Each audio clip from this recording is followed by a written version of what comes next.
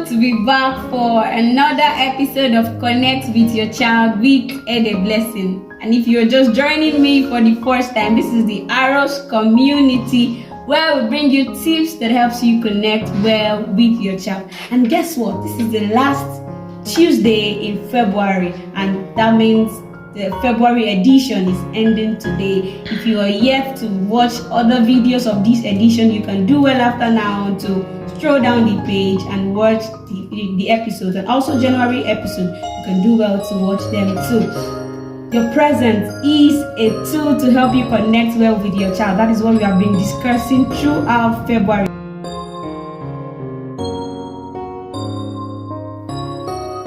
We bring you another beautiful topic that says, how do I train myself to be more present? How do I train myself to be more present? A lot of parents truly want to be present, but they don't know how to. I watched a video last week and a man was talking about how a father regretted after 10 years of his life how he was not there for his child, but he never knew he wasn't there. He felt because he has been there all along, paying the girl's school fees, meeting her physical needs, like I discussed last week. That meeting physical needs is not just is not being present. So he was there meeting her physical needs, paying her school fees, but wasn't really present. So after 10 years of his life, he discovered that he has not really been paying. He has not really been present, but has just been paying his daughter's school fees all along. And the question is, do you want to be a present dad or a school fees dad or mom? Alright, so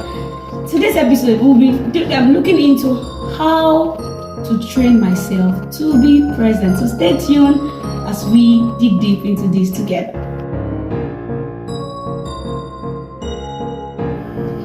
Yes, welcome back. How do I train myself to be more present is what we're looking at in today's episode. Okay, with the scenario I gave from the beginning about a man who regretted after 10 years. He did that because he found out that at the end of 10 years, his daughter could not confide in him. His daughter lost trust in him. His daughter could not tell him things, and the people she ended up telling, or the people she ended up trusting, took advantage of her. And that's what happened if we are not present. If you have not listened to the Valentine's episode, that's February 14, there was an episode that dropped that time, and one of the things I said was, if we are not present to show our children true love, they end up getting it from someone who is there to listen, but is there to listen, is present, but as another motive, and as another intentions, and they might not be able to recognize a fake one when they see one. All right, how do I train myself to be more present? The first one is, be aware of your children's surroundings. Be aware of your children's surroundings. I will explain this by using this scenario. When you get to the surroundings of a royalty, a king, or someone you also dear someone you also dearly or in a very high esteem, there's this consciousness in your mind that you don't want to just do anything that is not appealing to them. Most of us cannot even pick our calls where they are. This is a royalty, this is a governor. I don't want to pick my calls. I don't want to get distracted by. We are very intentional when we are around them. But when it comes to our children, we lost that. We are not aware that this is my children's environment. That's because we are yet to define who they are. If you define who your children is, you'll be able to treat them with your definition. You can't say your child is a royalty and not be conscious when you are around them. When you are around them, when you are conscious when you are around them, it helps you to connect well with them. Yes, it helps you connect well because you have that consciousness that, oh, my child is a royalty. If you have that consciousness that my child is not just a child but a dignity, you want to treat them well. You want to be there. You want to be present there with them, and even while present, you're not absent-minded. So one of the ways to train yourself to be present is being aware of your children's surroundings.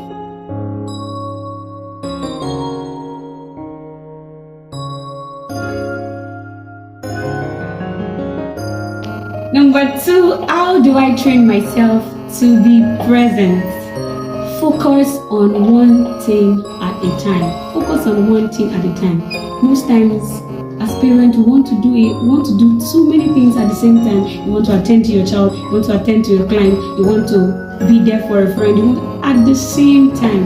Most times when we do that, we are not able to achieve a lot because we're having to do so many things at the same time. So you want to be present for your child, you want to be present, focus on one thing at the same time. That's why most times advisable we use a to-do list. A to-do list will help you to itemize all you have to do in a particular time. It helps you to itemize what you want to do per day, and you are able to allocate time for them and achieve them one after the other. If you have if you focus on doing one thing at a time, it will help you to be more focused. It will help you that when you are with your child, you are focusing on your child. It will help you that when you are with them, you're not just there and not having a quality time with them. Okay, because we can be with them and not be doing anything because we are doing so many things at the same time. So focus on one thing at a time. If you need to see a friend, do that at a time. You need to attend to a client, do that. When it comes to time to having to spend time with your child, focus on your child. Spend the time with them without having a divided attention. Okay, with that, you'll be able to connect well with them. You'll be able to know what they are saying. You'll be able to know the kind of emotions they are exhibiting at that point in time. But when you are focused on so many things at the same time, sometimes at that point, this is when they are trying to tell you one thing, you are not hearing them because you want to also attend to another thing. Okay, so focus on one thing at a time and see yourself connecting well with your child. Number 3, how do I train myself to be present? How do I train myself to be present? Be grateful for your child. Be grateful for your child. So many of us are not grateful for what we have. You want your child to be somebody else. You wish your child has a particular kind of trait. You wish your child is somebody else's child. You have so many wishes and you are not seeing the uniqueness that is in your own child's life. Alright? There's one thing about gratitude. Gratitude amplifies things. I remember in the Bible, when Jesus Christ wanted to feed the congregation, there was just 5 loaves of bread and 2 fishes. The first thing he did was to give thanks. And because he gave thanks, it multiplied. And finally, how do I train myself to be more present? Accept what you have and not what you want your child to be. Accept what you have in your child. I can remember vividly while growing up, I was a left-handed and my parents never liked it, and they forced me to be a right-handed child. I remember those periods were like hell for me because I never liked myself. I was struggling in class, I was struggling with my friends, I struggled with virtually everything. I never wanted to be around people, I never wanted to be anybody, I just wanted to be indoor. I just wanted to be locked up somewhere because I wasn't enjoying myself. And my parents they didn't like the fact that I was a right-handed child. They wanted me to be, they didn't like the fact that I was a left-handed child. They thought that right-handed is everything, and they never knew what the harm they were doing to me. But thank God I came out of it. Thank God I'm fine now, I'm better now. But to some children, they might never come out of it. They might never, because I remember those times, one of the things that happened to me was I lost my self-esteem, trying to be who my parents wanted me to be. I couldn't connect with them because I felt they hated me. I couldn't connect with them because I felt that life, this was all life is. My parents are just supposed to be wicked and all of that. To me, I was seeing it as wickedness. To my parents, they were seeing it as being trying to get things right. That is why, as parents, we should not just assume, everybody is making use of a right hand, so my child must know. Get to go for knowledge and know what is appropriate, and accept your child for who he or she is. Don't say, my child is this person's child knows how to is everywhere, or she's so brilliant in class and everything, and you want to destroy your own child for that. Some people will say, oh, this child, I love the way she's fast in learning. My own child is just too slow. No, you have not just sat down to accept who your child is and help your child achieve more. Because your child has his own learning styles too.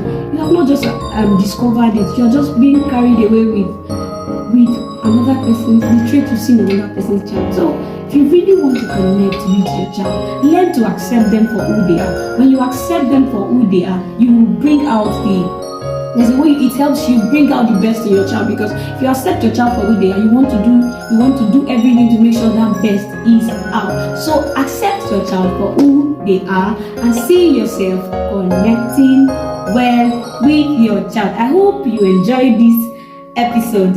I hope this has communicated a whole lot to you. Thank you.